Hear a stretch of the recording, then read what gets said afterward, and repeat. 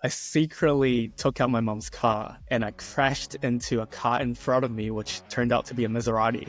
So to pay off that $10,000, I started working at BP in Newmarket as a petrol, as a guy who fills up the gas. I think I built like 20 different products.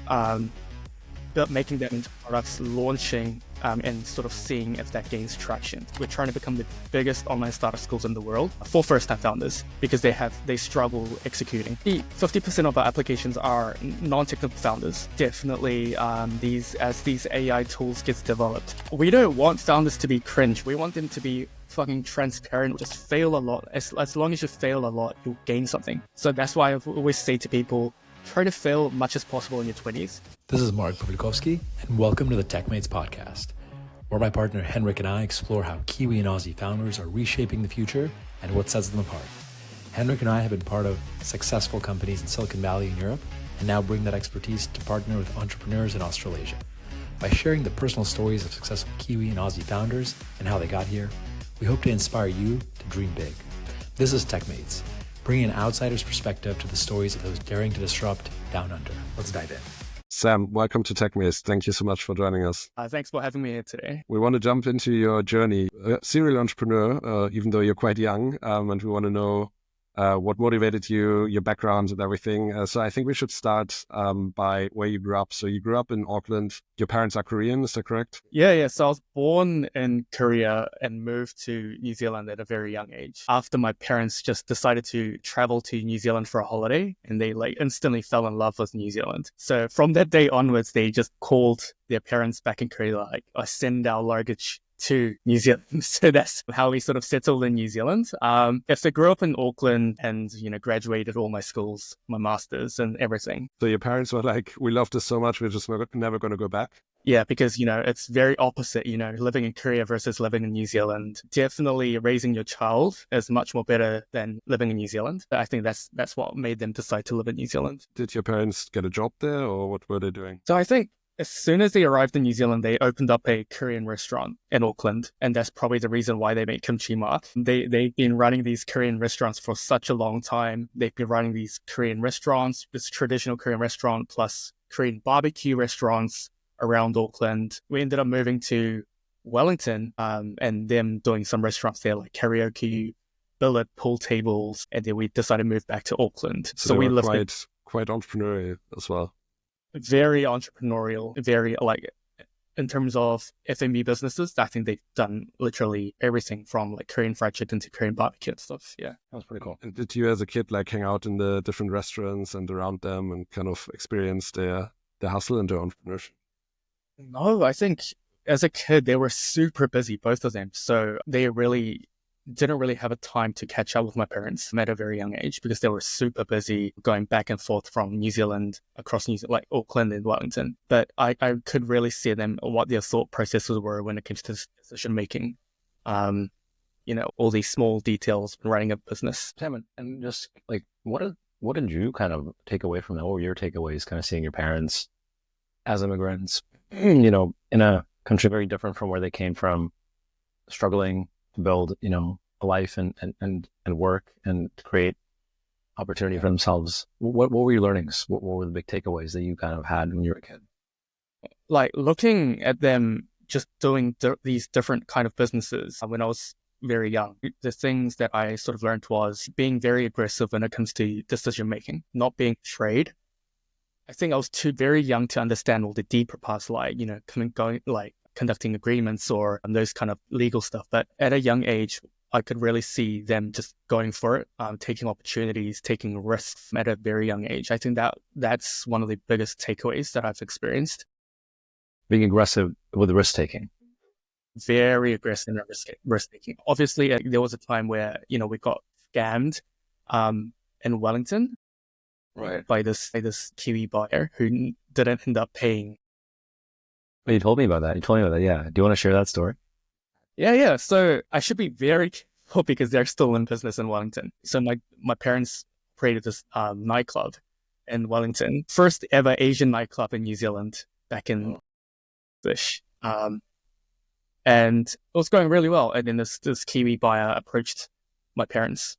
Obviously, they can't speak English. So he took advantage of that to purchase that business and then promised them to pay it in some like installment payments every month, which they never got paid. And it ended up being like they've been underpaid $300,000 back in 2006, which is quite a bit of money if you sort of see it that today. But, you know, they're still operating the same business in Wellington. So, you know, things happen, like shit happens in life. I guess what they've been really struggling with is getting back on track. But obviously they eventually did, which is a huge respect for them. But yeah, those were the times where we really struggled as Asians living in an English-speaking country. How did you deal with that? Like, do you remember them being very upset, optimistic? Like, what were their emotions? I was actually in primary school when everything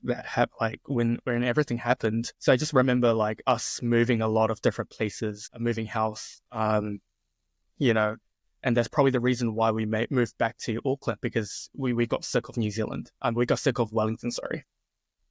Yeah, so I just remember just moving to a lot of different places. I remember like my parents not having enough money to purchase a school uniform for me. So they ended up borrowing like $70, $80, purchasing the secondhand school uniform from family friends. So that's all I remember. I only knew about this when my mum told me about this last year at a family dinner. And I was like really furious. And I just looked up those guys, but they were already still operating in the same place, the same business model. Yeah.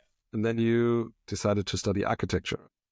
Yeah. So my dad's an interior designer. He did a lot of the interiors across New Zealand and for Korean restaurants, some of the most popular ones as well. And we just thought we would make amazing synergy if I become an architect. So I went to the University of Auckland, studied 5 years, completed my master's, trying to become an architect. And yeah, that's why I decided to study architecture. Yeah. So the motivation was to kind of join the family business afterwards? Definitely. I think, you know, going through all those series of risks, it was a time for our family to become, you know, choose a safer alternative. So it made a lot of sense for me to become an architect and work with my dad to build a company where we just do the development, interior, and then design under one company with my dad. That made a lot of sense. But things took a turn. It didn't really end up that way. Yeah. So what happened? So when I was studying my fifth year, I secretly took out my mom's car and I crashed into a car in front of me, which turned out to be a Maserati. And at that time, I didn't have any insurance. I was on my learners. I'm not sure if I should say this. But it was a very slight bump. The owner of the Maserati said, if you don't pay $10,000, I'll need to take you to court.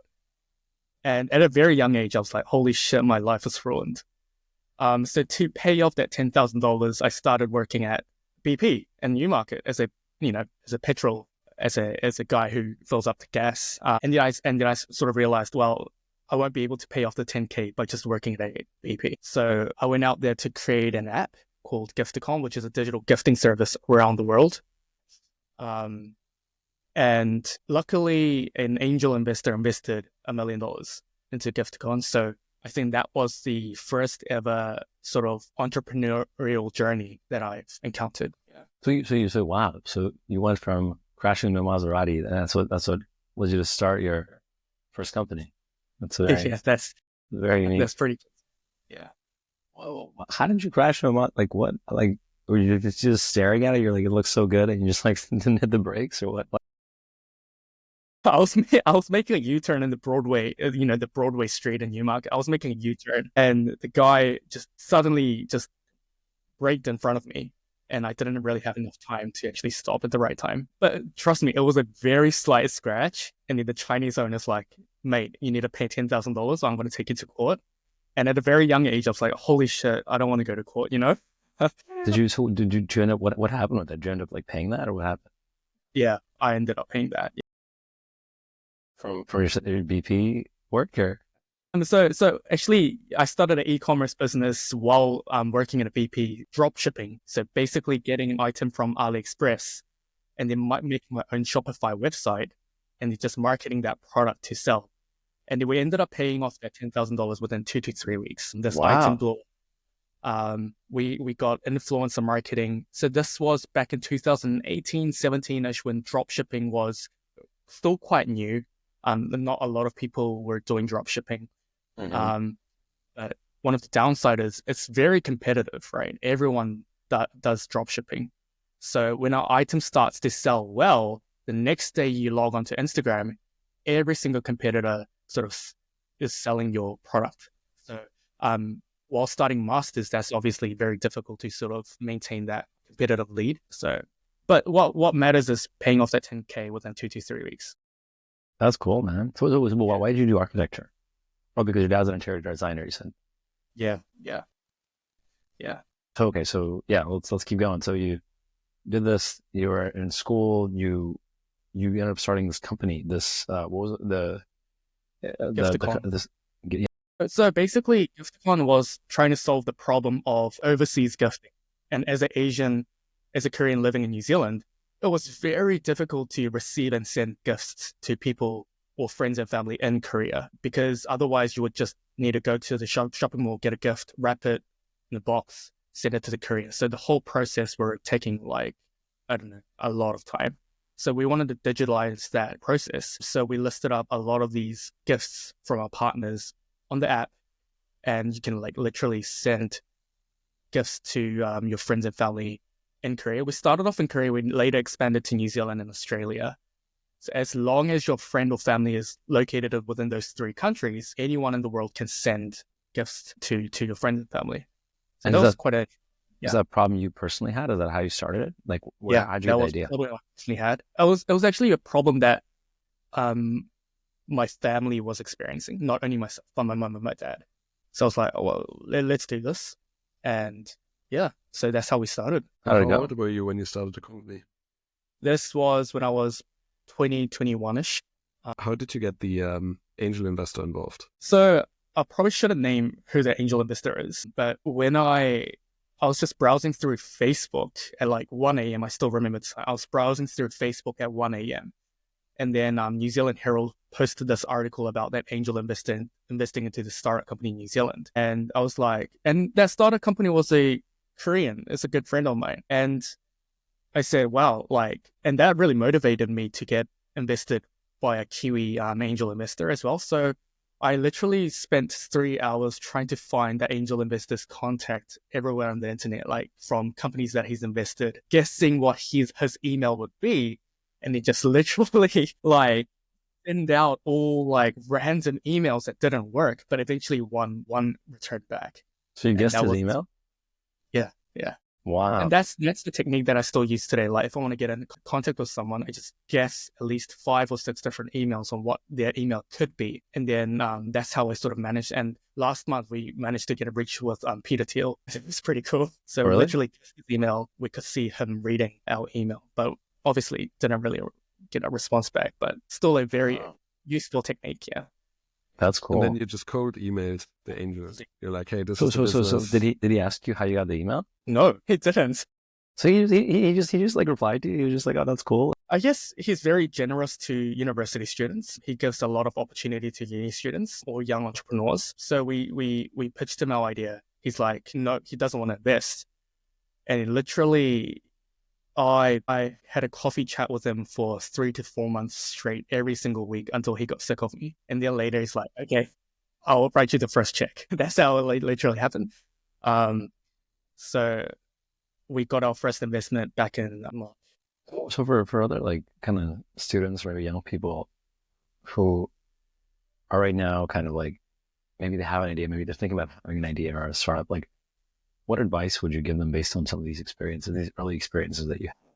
What were the learnings for you? I think be very creative in terms of ideas or in terms of reaching out cold emails. There is no one specific way, I think. Sure, being idea creative when you're starting an idea is important, but what's important is how you would get a teammate involved in your project, or how would you get your next investor. Not everything has to be done through LinkedIn. It can be used, like I said, guessing different emails or reaching out a co-founder online in a very creative way. So I think being creative in not just ideation, but different stages of startups is really important. That's what I've experienced. And then there's maybe something to say about persistency as well, right? You said you scheduled coffee meetings with him every week and he eventually got tired of you, so he invested. So I think I reached out to him on July, and then it was like for 5 months, and then we got our first investment in following March. So it was like 5 months for way more than 5 months. Just keep on contacting, saying, we've done this. What do you think of this feedback? And it's not everything about, hey, we're working on this project. Can you invest this amount of dollars? I think that's probably the wrong way to approach it if you're a first-time founder. The best thing is like constantly getting feedback and advice from a investor that you really like until they get really sick of you, and then they just decide to write you a first check. That's probably the best way, I think. Yeah. That's great advice. And so you ran the company for about 4 years. You graduated in the meantime, went kind of full-time into the business. Where did you get it to? What was the stage after 4 years? Actually, while running Gifticon, that investor really liked our team's work ethic and how we actually operated the business. So we decided to run another startup called Dog on Restaurant, which we were making birthday cakes and handmade food for dogs. And we were planning to open the first ever proper restaurant for dogs in New Zealand. So that was the vision. So he invested another $1 million from that in our venture. So that's my second mistake, running two startups at the same time, which when I was young, I thought it was completely possible, but eventually it didn't work out. So I was juggling between two companies at the same time, exactly the same team, except for the kitchen team, which was my mum and my cousin working in the kitchen, preparing these dog food. But yeah, I think it was very difficult trying to juggle two startups at the same time at a very young age. That was my number 2 mistakes. So tell us more about this dog food restaurant. So the idea is that dog owners come in with their dog and then they get served like a menu, something special. Yeah, just tell us more about that. Yeah, it was very interesting. Basically, yes, that is correct. So we were planning to open a restaurant where dog owners come to the restaurant. They could only have coffee while the dog can have like pizzas, sushis, birthday cakes, chicken pox, fried rice, etc. Is that healthy for dogs? Yeah, basically it is, because my mom went back to Korea, became a pet food certified chef, and came back to New Zealand studying all what can be provided to dogs and what can't be.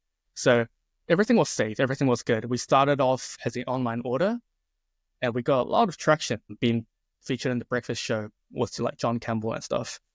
And it was a very interesting experience. A lot of dog, and when I walk around Auckland with people with dogs, they would know our brand. They're like, yeah, we get our birthday cakes from Dog on Restaurant, because that's probably the only place that sells dog birthday cakes.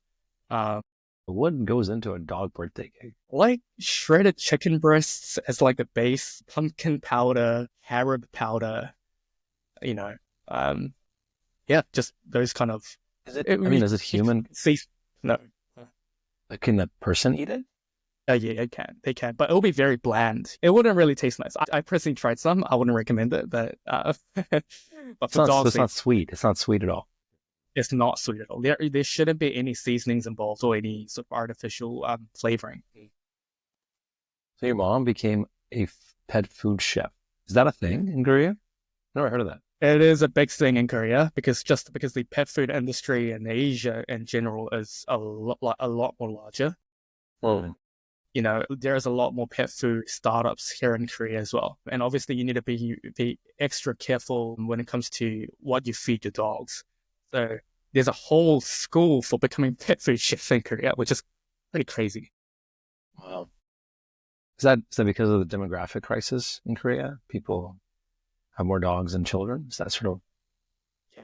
I think the majority of the Koreans raise small pets, and they think dogs in Korea, everyone's not trying to they don't want to marry. They don't want to have babies. They don't want to have kids, because the salary in Korea is incredibly low. And instead, what they would sort of prefer is like raising a small Chihuahua, like a Maltese poodle or something like that. And they sort of literally put them on this baby carrier in the streets, treating them as if it's their own baby, which is very interesting. It makes you wonder. Yeah. Did your family have a dog as well in Auckland? I purchased our dog because I wanted to experiment dog food. Dog owners. Yeah, his name is Palmer. He's 5 years old, a Maltese poodle. It only makes sense to have a dog if you want to run a pet food business. Right. Yeah. Literally dog fooding your own product. So there was this point where he got really fat, and we had to sort of put him on a year diet to sort of reduce his weight. Wow. So you were saying that you, in hindsight, think running these two businesses in parallel was a mistake. Can you talk a bit more about this? What were the problems? What would you have done differently? Yeah. I mean, I think everyone can agree because the first priority in running a startup is to hit product market fit, right? But in order to hit product market fit, it takes a lot of time. The majority of the companies cannot find product market fit and go under. And at that time, I really didn't understand what product market fit was. So I just thought it was just, we could just be generating revenue that was enough for us to actually, feed us through our lives. But, I was really underestimating what product market fit was. So we really didn't put enough time into each of those businesses to find the PMF. It was a very interesting experience. That was one of the reasons why things didn't, if one business did well, the other one didn't. And if the other one did well, the one didn't. You could really see that sort of no two businesses were performing at that very high level. And I was like, why is that? Why is that? We're our team is literally spending day and night trying to run two businesses. We're doing everything that we can, but the results weren't just showing. So I think it's really, really difficult unless you're Elon Musk to juggle multiple companies. But as a 21, 22-year-old trying to juggle multiple companies at the same time, it's literally nearly impossible. Yeah. So what happened to those businesses? How did you end up going about that problem? So obviously COVID hit, and both of those businesses are very COVID dependent. It was hugely impacted by COVID-19. So yeah, those two businesses struggled a lot. So we had to go under. We had to wind up the business. And after we wound up the business, yeah, I had to sort of think about my next venture on what I wanted to work on. Yeah. Yeah. And how did you feel about kind of closing down the businesses? I guess a lot of people are, especially when they're younger, afraid of failure, right? Did you feel any of this? Yeah. What was your kind of emotions to it? Basically, 5 years of hard work just gone instantly like that was tough, but at the same time, because what my parents taught me back in the early days in running businesses, I always thought that, well, yeah, I had the capability in raising investment. I have the capability in starting new companies. I was very excited on what my next venture would be. So I think I was really focused on what I'm going to work on next. It was I instantly knew that this was a great experience where a lot of these younger 20s won't be able to experience. So I was really grateful of that experience, and I was just focusing on, okay, so Sam, what's next? What am I going to work on? So that was purely my focus. Yeah. Also not much regret. It was more like, okay, what's next? I'm going to build the next thing. No, because at that point I was sort of burnt out as well, juggling two companies. Didn't really know what I had to do to get those companies rolling. No one really in our team had that idea, including our investor at that time. So it was that point where I was really struggling. Obviously the company shut down. So you're kind of still in your early 20s and you're already a serial founder. So what was your thinking about what's next? So did you have multiple ideas, and did you take some time off at all after those businesses? Yeah. So basically I have no hobby. My hobby is trying to execute ideas. That's basically my hobby. So, every time there is the idea that comes into my head, my first response is, okay, how do I make this into a product? And I've been, building this side project every Saturdays and Sundays. So while operating those two companies, every Saturday and Sundays was my time for myself to work on the side projects as well. So that just became a full time, just, constantly building products. And within the last 8 years, I think I built 20 different products, making them into products, launching, and sort of seeing if that gains traction. So that was basically my life. And I started to realize that, oh, wow, okay, I love building products. I'm really good at executing things. I'm really good at launching. I'm really good at seeing if this makes traction. And let's see if I can help founders who are struggling to execute in this sort of perspective. So That's where my focus was, helping other founders as well. Yeah. Sam, how did you launch 20 products? Yeah. So I had this framework that I always used, and I think this is only unique for me. I don't think anyone else uses my framework. So every time I get an idea, I'm a non-technical founder, by the way. I don't know how to code. I use these non-technical products, but I have a very good understanding on each and individual third-party platforms, on how they actually work. I have a very good knowledge on how these individual platforms work. So I built my MVP, my front end, on Typeform, which has beautiful app-like interface. For the back end, I sort of integrated with using Zapier, with ChatGPT, or using, and whatever it might be. I always use Typeform to sort of build my front-end product, and then sort of hook that up with Zapier to sort of automate everything and create my MVP within maybe 2 to 3 weeks. And then launching, I only use probably Facebook Market, Reddit, or Product Hunt to launch. Those would be my go-to, and which ended up, launching over, 20, 22, 23 products over the last few years. Wow. Can you tell us about some of these products? Yeah. So I'm a very big bottom-up method user. I always like to sort of solve particular problem or problem that exists. So all of these products were solving a problem that I was experiencing in my life. For example, Koreans in New Zealand won't be able to see Korean movies or Korean sort of TV shows, or something like, if you're a pet owner, if you're a dog owner, or if you own pets, and if you're not earning well, if you're not earning well. Sorry, I'm just getting my words sort of confused up. If you're a pet owner, but if you don't have money to sort of take your pets to the vet, I built an online community around just pet experts, where they can just provide you with pet feedbacks or like advice. If, for example, if my dog was suddenly vomiting, I would take a video, upload it into the app, and all these pet experts would comment, which would sort of save you cost visiting the vets, which is incredibly expensive. So I always had to start off with a problem to solve, and turn that into product and launched, which eventually, a company in Korea called Coupang, which is like the Amazon of Korea, offered me like a product owner job as a Coupang Play, which is a new service that we're about to launch, because they were looking for a founder with Zerobase experience, like building a product from scratch and then launching.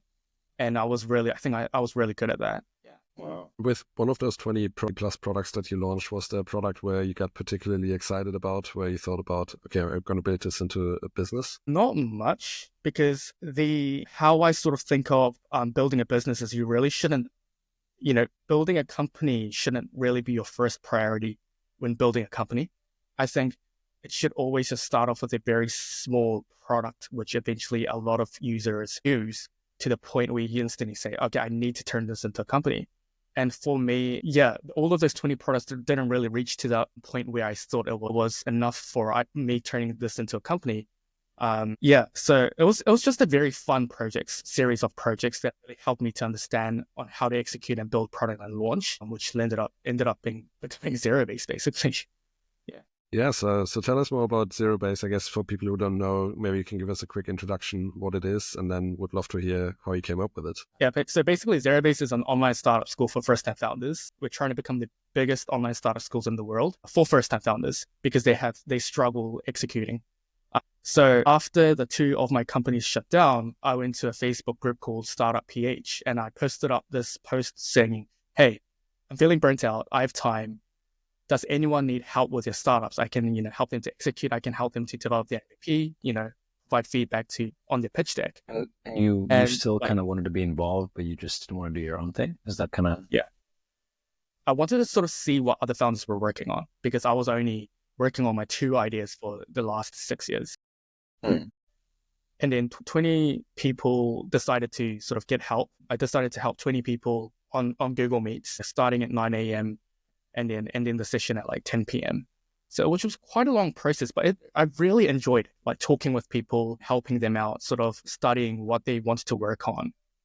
And so basically it ended there. But the next year, 5 or 6 of those 20 people reached out back again saying, hey, Sam, are you still doing the help?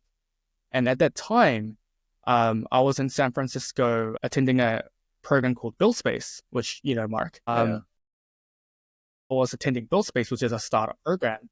And that instantly clicked. I was like, oh, wait, like I want to build my own startup school like BuildSpace, but for startup founders, for first-time founders. And because, you know, the people who reached out and the time that I was attending BuildSpace sort of clicked and matched, I instantly clicked, and I sort of got some good friends who was attending BuildSpace at that time. I was like, guys, can you help me build a school? And Romy and Nara were like, okay, let's do it. So we launched on that season. 117 applied from 9 different countries, which is awesome. And so that was season 2. How did you get the word out to 100 plus people? So I think we started off with, actually BuildSpace closed down last year. I'm pretty sure you are aware as well, Mark, but they were funded by YC and A16Z. They closed down for somewhat reason. I'm not sure. No one knows why they closed down. Because of that closure, a lot of the BuildSpace alumni or people who attended BuildSpace decided to join Zerobase as well. So I think that helped a lot. And also that post from the post that I posted up in the previous year, that gained sort of virality. A lot of people finally liked, a lot of people started to comment, and they sort of joined for season 2 as well.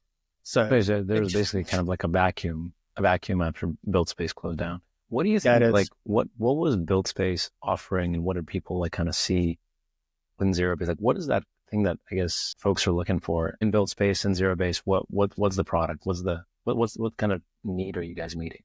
So BuildSpace weren't only targeted towards startup founders. It was also for like musicians, artists, just basically any sort of jobs, creators. And I think they did an amazing job getting their ideas off the ground, but what they didn't teach was turning that ideas into a proper startup.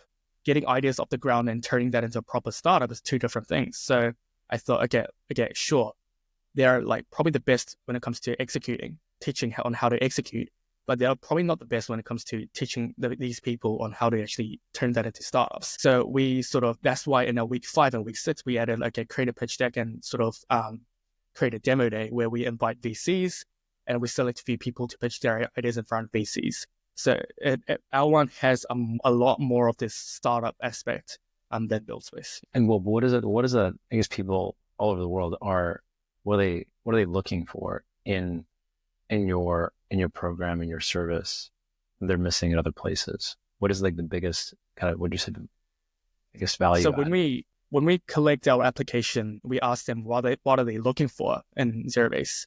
The top 3 answers is like how to get good ideas, raise capital, and demo day. Those are the top 3 things. So I think definitely raising capital and demo day is something that's very, very difficult. I'm sure you guys are aware. But, you know, that just tells you a lot of these first-time founders, they're working on this idea, but, you know, they just need an opportunity to get funded or need an opportunity to pitch their ideas and showcase it to everyone.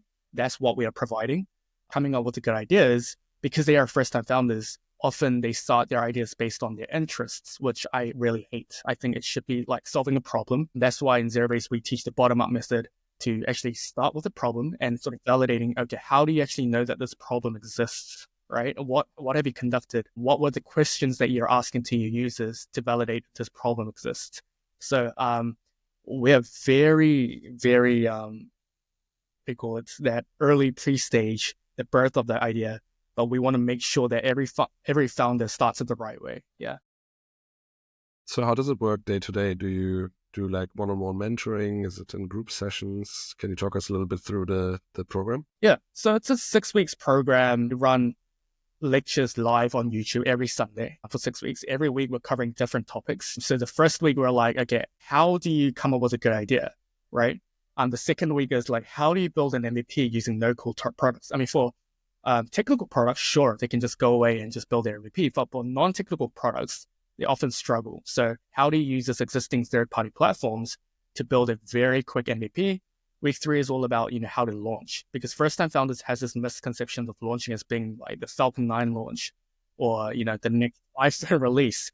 But trust me, in reality, that's not the case. You're probably going to get like 5 to 10 users at max, but that's okay. So we teach them how to launch. Week 4 is like how to iterate. Week 5, how to create pitch deck. Week 6 is like demo day. And during the middle, each week, we provide them with homework that they need to submit their homework in order for them to graduate from the Zerobase program. And if they do, they get invited to our in real life event hosted at Bali every year. Wow. So you're getting everyone together in Bali then after this online program. Yeah, so we just finished our Bali in real life event 4 months ago. 70 people turned up, which is pretty awesome. So you're kicking off the next episode, the next season on Monday, you said, right? Yeah, I mean, we're kicking off season 3 next week.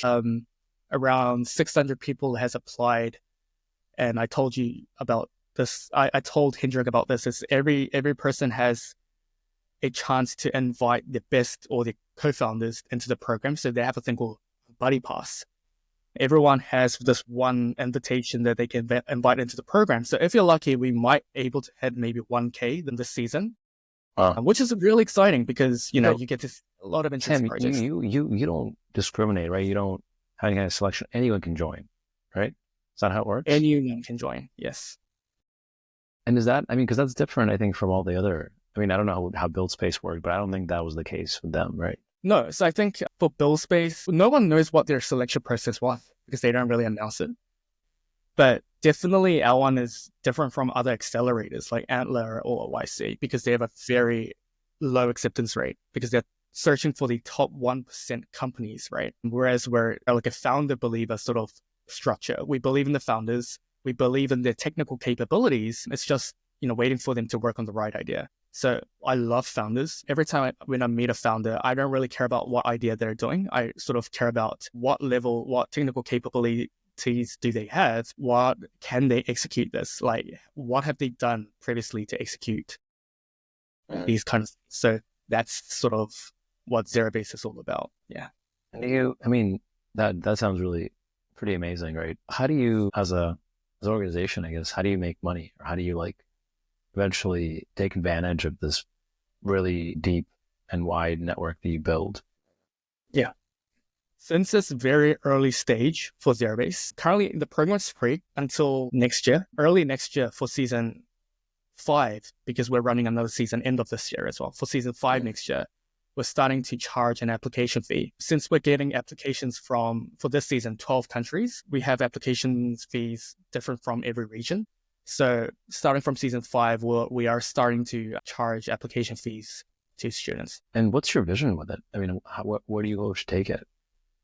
Because I think, these existing kind of, YCs and 500 startups and, StartMate and Antler in Australasia, the model is very straightforward. It's like they invest equity, right? And they give you some mentorship. So they give you money, give mentorship, and you give them some equity. Is that kind of the model you want to have here? And what is kind of the bigger vision you see of Zerobase? I had this conversation with one of the advisors the other day, but we want to become like a company builder, right?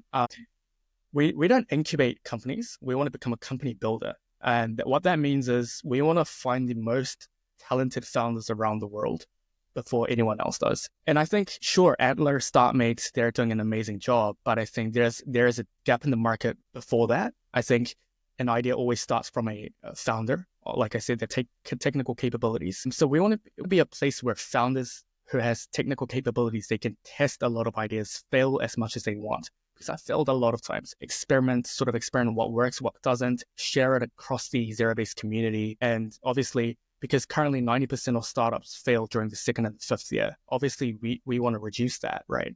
And I think the reason why people fail is we do believe that because they're not using the bottom-up method. And simple as that. And what is the bottom-up method?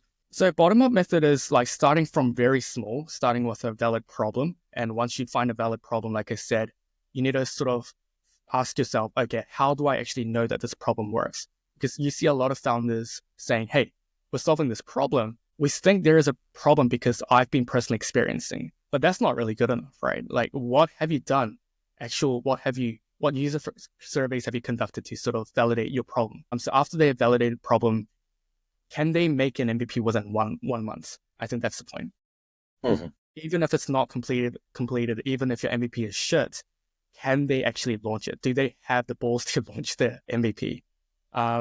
what kind of feedbacks are they gaining? What are these feedbacks telling you? What changes are you going to make to your MVP? What iterations? So I think that's probably bottom up. It's like, step by step, small step by steps, sort of getting your way up there instead of, hey, I'm going to work on this idea because I like it. I'm going to pay, $100,000 to this agency to develop this app. Let's see where it goes. That's not our style. I think we're much more smaller. We're much more tedious. We're much more focused on the details. So yeah, that's what I call bottom up. Yeah. Makes sense. And with all the I guess, do you see that there's like a unique kind of opportunity and time in the market now with all the AI tools and vibe coding and all this like stuff that's happening now? Like, do you see that as your unique sort of like, I don't know, your unique kind of your founder's unique sort of advantage, and just like you take anyone can build anything and just like start jamming on some stuff? I mean, I guess, does that factor into your thinking where we are with the AI tools today about like what's actually possible for a single founder to build? Yeah. 50% of our applications are non-technical founders. Definitely, as these AI tools gets developed, it'll 100% help our Zerobase because we can offer more products to these non-technical founders during our week 2 when it comes to MVP building. Definitely, we're currently loving it. There's so many AI tools out there that we're currently using, right? Along with Zapier and all these kind of third-party platforms. Definitely, I think the trend now is sort of going in our favor in terms of Zerobase, where it's helping a lot of these non-technical founders out there to start startups very, very quickly, which wasn't quite possible back like 3 years, 4 years, 5 years ago. Very exciting times right now. Definitely. Cool. What about, I guess, you're using Replit? No, we're not. You should be. We'll look into it, yes. Have you heard of Replit? Do you know what Replit is? I've heard of it, but I haven't looked into it much. Well, it just anyway, yeah, it does your coding for you. So like for the kinds of ideas I think that your founders have, I think you should, I just assumed that they were using it, but yeah, if they're not using it, you're not telling me, you should definitely get on that. That's probably like right now, the fastest way for like a non-technical person to deploy it. I'd be curious. I mean, you work with hundreds of entrepreneurs, soon I think thousands of entrepreneurs. What are the characteristics you see make a successful entrepreneur? That's a very tricky question, but I think I'm not sure of the answers on what are the characteristics of what makes a successful entrepreneur, but I think what are the characteristics of a unsuccessful entrepreneur is we see founders who try to make everything seem impressive during the cohort. I think that's sort of cringe to me. We use the word cringe a lot in our team. We don't want founders to be cringe. We want them to be fucking transparent. We want them to be, it's okay if they fail, Not everything needs to be impressive. But for some reason, these first-time founders try to sound all impressive. A lot of founders reach out to me on Facebook and LinkedIn, pitching their idea, but it's like a whole PhD essay, right? It's not the way to go, So yeah, just try to be less cringe, try to be very, very straightforward, very simple. And one of the first exercises that we do in Zerobase is in one sentence, describe what problem that you're trying to solve. And everyone has struggles with that first ever task. They can't seem to reduce the problem that they're trying to solve into one sentence. That's what they struggle with a lot. And that sort of tells you, okay, well, founders are overthinking, right? So our job is to sort of untangle that overthinking into very simplified form, which obviously makes it easier for them to create the pitch text later on. Yeah, but I think it's all about untangling. Do you think it's a problem with maybe going a level kind of deeper? Is it people just not knowing how to think clearly? I think yes. I think it's also got to do with them they always vision the perfect product in their head before they even start, right? For example, if they want to make the next Airbnb, they're trying to they're picturing the perfect Airbnb product in their head with design changes and functionality changes, right? That's nearly impossible to sort of develop your MVP to the point where it's like a fully functional Airbnb. They try to picture the perfect product in their head, which literally overcomplicates things. But if you sort of unravel what Airbnb is, it's just a booking platform for people who need rooms, right? There's 2 users. One it takes a picture of their apartment or house, the other one sees that picture and pays for it. That's what it's basically doing. So if you sort of think from that first stage, it becomes so much easier to develop an MVP.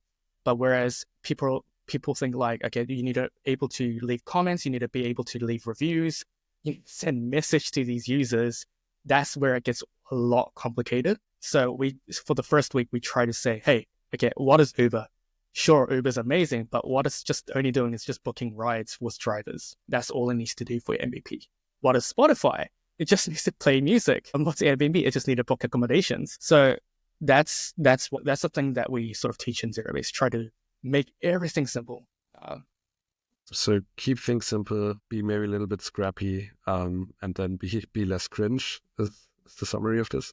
Yes, that is correct. We love, yeah. And what about backgrounds of founders? I mean, there's this kind of image of, the immigrant founder, you're an immigrant founder yourself. Do you think there's something to it that if people have an immigrant background, that they tend to be more entrepreneurial? Growing up in New Zealand and being a startup founder in New Zealand was very difficult. And as an Asian, I think it was very difficult. We didn't get much support as Asian founders in New Zealand. There's not a lot of, there's no startup education in New Zealand that's really helpful. That's what I'm trying to say. I can't think of one. We have fireside chats, sure, that gets people motivated. But the question is, how many percentage of this motivations gets converted into execution? That's the question that we should be asking. And not only for immigrants, I think it's just the majority of the first-time founders who's trying to dive into the startup world. It's being very, very difficult. But definitely there needs to be a startup program out there that helps these first-time founders. That makes sense. So what's next for Zerobase? I mean, the vision, I think you described this, is pretty clear. But where do you want to be in, let's say, the next year? Next year, we want to hit. Well, in the next 5 years, next 10 years, give us the full. Well, long story short, we want to be the YC for newbies. We want to be the YC for people, first-time founders, where, like I said, failures are welcome. Definitely will be the company that collects a lot of resources on what works and what doesn't. What tech stacks that you need to be using to create your MVP to develop the quickest MVP, and what platforms do you want to launch to have a successful launch. So we're collecting these mass amount of data to become a very big data platform in Zerobase, which helps more founders around the world to get educated. So we're hoping there's going to be less YouTube time and less LinkedIn and more Zerobase time using these data to educate these first-time founders around the world, giving them with real-life examples on what other founders are doing. Because what we found out was the best way to educate first-time founders is showing them real-life examples. No better way than that. So we're trying to collect much data as possible within the 6 weeks per founder and trying to publish that into a subsidiary platform called Zerobase Protocol, which is an open source. Anyone can sort of view what anyone is doing, what process they've taken, what validation stage that they are at, and what kind of questions they've asked their users. So a lot of these in-depth data. Do you see yourself eventually kind of taking equity in these companies, or kind of working more closely with these founders? How do you sort of see the progression beyond just like helping them start the companies? And I think this is where the monetization model comes in again, is we want to be the first believers of these founders. So I think later on we want to manage our own fund as well, invest into our founders from our portfolio companies, and write their first checks. Doesn't have to be a lot, but it just needs to be the right amount that these founders can actually start something with a product, with a workable product. And obviously, yes, there can be some equity equity structure there. Definitely. It is something that we're looking into. Right. Any advice for people in their early that are maybe even one step before they're going into Zerobase? Like if they're thinking about, they want to be entrepreneurs, they want to build business. Any advice for them? Yeah. I think I see a lot of people saying, I'm ADHD, I work on these I can't seem to just focus on one. I think, sure, it's good to focus on one, but I also think it's good to sort of work on different projects like how I did for my 20 products. That gives you a very good understanding on how to actually educate what works and what doesn't. That gives you a chance to actually go out and explore different techniques and different platforms. So I think the advice would be just test out a lot of different things, not just idea-wise, but sort of cold calling, cold emailing, marketing as well, and networking, so many creative ways in doing those stuff. So just be creative, experience as much as you can. Fail a lot as well. Like, I think failure is the key point here. Just fail a lot. As long as you fail a lot, you'll gain something.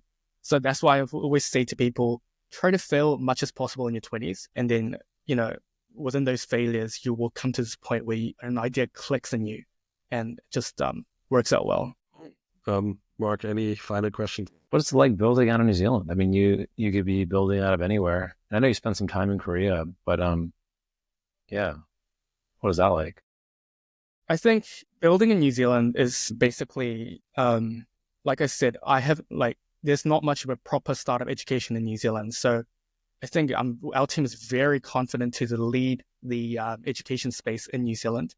That's always an exciting experience. So I don't know, I'm just building in terms of the support that I wish I had back in the days when I was a founder.